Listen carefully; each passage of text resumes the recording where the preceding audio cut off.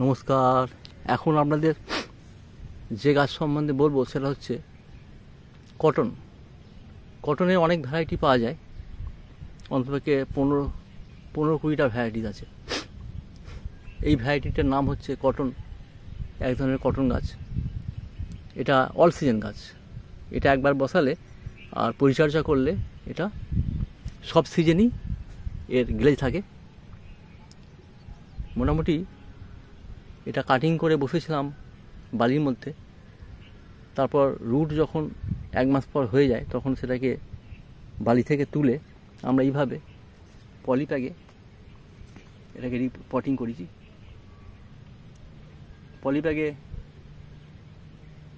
Potting করার পর আরও 15 দিন এটাকে আমি গ্রিন হাউসে রেখেছি, যেখানে রোদ 50% এবং বৃষ্টির জলও 50% আসতে পারে। এটা এক ধরনের গ্রিন পলিনেট বলা হয়।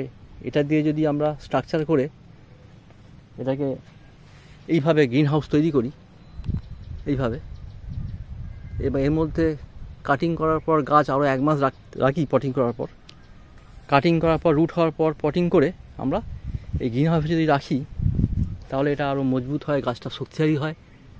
আরও 1 মাস রেখে তারপর এটাকে আমরা বাইরে রোদে রাখতে পারি। তো মোটামুটি বর্ষায় কাটিং হলে রিপোর্টিং করে আরও যদি 1 মাস রাখা হয় গ্রিন হাউসে, মোটামুটি টেম্পারেচার শীতের আগে পুজোর সময়, দুর্গা পুজোর সময় অক্টোবর নভেম্বরে এটাকে আমরা বাইরে রোদে রাখতে পারি। তখন এর গ্লেজ অনেক বেড়ে যায়। এটাকে আমরা বাড়ির সৌন্দর্যের জন্য ব্যবহার করতে পারি, ছাদে টবে রাখতে পারি, টবে লাগাতে পারি, আবার মাটিতেও দিতে পারি বাড়ির আশপাশে জায়গা থাকলে।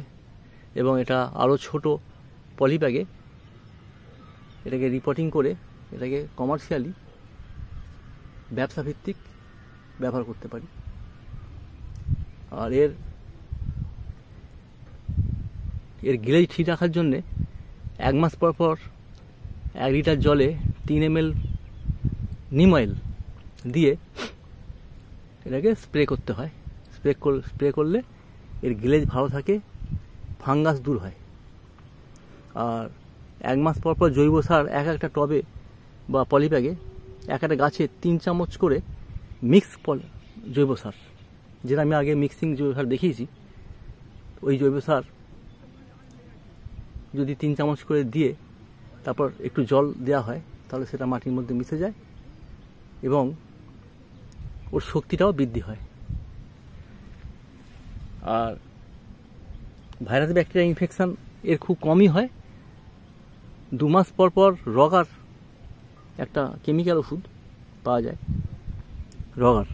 রগারের বদলে অন্য ওষুধও দোকান থেকে নেওয়া যেতে পারে। রগারের ডোজ হচ্ছে 1 ml 1 লিটার জলে গুলে বিকেল 4-5টার মধ্যে স্প্রে করতে হবে, ঠিক সূর্যাস্তের আগে।